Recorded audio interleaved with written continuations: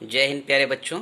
आप लोगों का बहुत बहुत स्वागत है मेरे इस यूट्यूब चैनल में जिसका नाम है क्वालिटी एजुकेशन फॉर ऑल।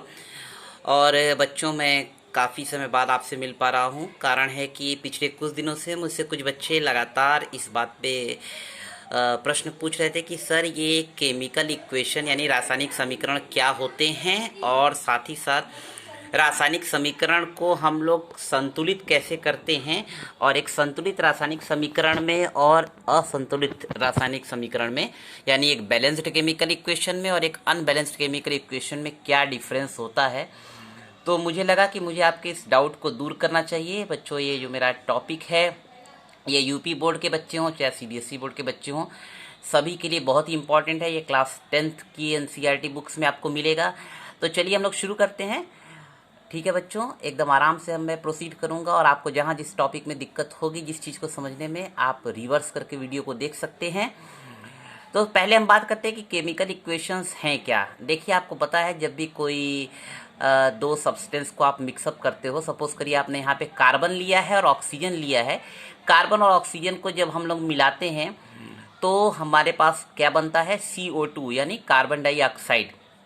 अब इसमें जो लेफ्ट साइड में हमने लिखा है C+O2, इसको हम लोग बोलते हैं रिएक्टेंट यानी कि अभिकारक हिंदी में। और जो रिएक्शन के पश्चात बनता है यानी आफ्टर रिएक्शन जो हमको मिलता है वो कहलाता है प्रोडक्ट, यानी हिंदी में इसको कहते हैं हम लोग उत्पाद। अब यहाँ पे इन रिएक्टेंट्स को और प्रोडक्ट को इसी स्पेसिफिक नोटेशन में रिप्रेजेंट करने की जो प्रक्रिया होती है, इसी को हम लोग कहते हैं रासायनिक समीकरण। रासायनिक समीकरण यानी केमिकल इक्वेशन एक तरीका है, एक जरिया है आपको ये बताने का कि किसी केमिकल रिएक्शन में कौन कौन से सब्सटेंस पार्टिसिपेट कर रहे हैं और उसके परिणाम स्वरूप क्या आपको मिल रहा है। ठीक है बच्चों, तो ये आपके सामने जो इक्वेशन लिखा है इसमें आप देख सकते हैं कार्बन का एक एटम है, ऑक्सीजन का एक मॉलिक्यूल है जिसमें दो एटम है ऑक्सीजन के, और जो CO2 मिल रहा है उसमें भी एक कार्बन और दो ऑक्सीजन है। ठीक है, यानी कि यहाँ पे लेफ्ट साइड और राइट साइड दोनों में नंबर ऑफ एटम बराबर हैं। तो ये कहलाता है हमारा संतुलित समीकरण यानी बैलेंस्ड केमिकल इक्वेशन। इसके पहले आपके मन में एक क्वेश्चन जरूर आएगा कि आखिर हम लोग किसी केमिकल इक्वेशन को बैलेंस करते ही क्यों हैं।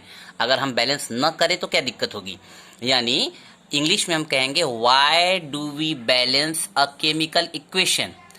तो बच्चों, आपने एक लॉ पढ़ा होगा जिसका नाम है लॉ ऑफ कंजर्वेशन ऑफ मास, यानी इसको हम लोग बोलते हैं हिंदी में द्रव्य की अविनाशिता का नियम। अब ये द्रव्य की अविनाशिता का नियम यानी law of conservation of mass क्या कहता है, ये कहता है during any type of chemical change total mass of reactant is always equal to total mass of the product. यानी इसी को दूसरे शब्दों में हम लोग कहते हैं मास can neither be created nor be destroyed, यानी जो द्रव्य होता है वो अविनाशी है ना, उसका विनाश नहीं किया जा सकता है, उसकी टोटल अमाउंट एकदम फिक्स है। तो इसका मतलब है कि अगर कोई रिएक्शन हो रही है तो उसमें लेफ्ट साइड में जो रिएक्टेंट है और राइट साइड में जो प्रोडक्ट बन रहा है उन दोनों का अमाउंट भी एकदम बराबर होना चाहिए। अब चलिए हम एक बैलेंस्ड केमिकल इक्वेशन को देखते हैं और एक अनबैलेंस्ड को।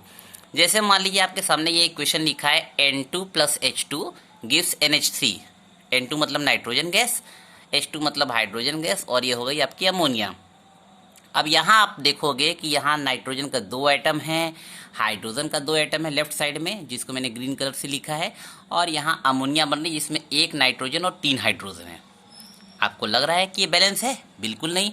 ये देखिए मैंने लिखा भी है, ये असंतुलित समीकरण है। तो इसको हमको बैलेंस करना है। अब बैलेंस करते समय आपको क्या करना है, अपने से आप कुछ सुटेबल कोफिशिएंट यानी कुछ सुटेबल अंकों का चयन करके आप नंबर ऑफ एटम को एडजस्ट करेंगे। ये पूरी तरह से हिट एंड ट्रायल मेथड पे होता है। अब जैसे अगर हम यहाँ हाइड्रोजन के आगे 3 लिख दें और अमोनिया के आगे 2 लिख दें तो देखिए हमारा काम हो जाएगा। अगर हाइड्रोजन के आगे आप 3 लिख देते तो 3 2 या 6, 6 हाइड्रोजन इधर हो गए, और उधर अमोनिया की तरफ कितने हो गए, 2 3 या 6 हाइड्रोजन हो गए, और 2 नाइट्रोजन हो गए, 2 नाइट्रोजन लेफ्ट साइड में भी, 2 नाइट्रोजन राइट साइड में भी। ठीक है बच्चों, मुझे लग रहा है आपको समझ में आ रहा होगा। और इसी तरह एक दूसरा इक्वेशन देख लीजिए। हमने बहुत सिंपल इक्वेशन लिए हैं। आप पढ़ते हो हाइड्रोजन + ऑक्सीजन = H2O। ठीक है, जो मैंने ब्रैकेट में g l लिखा है ये आपके जो एलिमेंट्स हैं उनकी फिजिकल स्टेट को मेंशन करा, उनकी भौतिक अवस्था कि वो सॉलिड है कि लिक्विड है कि गैस है। तो हाइड्रोजन और ऑक्सीजन, 2 हाइड्रोजन का एटम 2 ऑक्सीजन का एटम लेफ्ट साइड में, लेकिन जब वाटर बन रहा है H2O तो उसमें देखिए केवल 2 हाइड्रोजन 1 ऑक्सीजन है। अब ऐसी स्थिति में ये फिर से अनबैलेंस्ड इक्वेशन है। तो इसको बैलेंस करने के लिए हम क्या करेंगे, अगर हाइड्रोजन के आगे हम 2 लिख दें और H2O के आगे 2 लिख दे तो हमारा काम हो जाएगा। देखिए 4 हाइड्रोजन इधर और 4 हाइड्रोजन इधर, दोनों साइड बराबर हो गया, ऑक्सीजन तो सेम है ही। तो बच्चों ये है आपका एक रासायनिक समीकरण क्या होता है और रासायनिक समीकरण को हम लोग संतुलित क्यों करते हैं, इसको संतुलित करने की जरूरत क्या है। तो मुझे उम्मीद ही नहीं, पूरा विश्वास है बच्चों कि आपको ये समझ में आया होगा। इस तरह से आप कई सारे इक्वेशन ले लेके उसको बैलेंस करना सीखिए। जहाँ दिक्कत है मुझे कमेंट बॉक्स में बताइए। तो आज की क्लास में बच्चों इतना ही, अगली क्लास में फिर किसी नए टॉपिक के साथ आऊँगा। तब तक के लिए जय हिंद।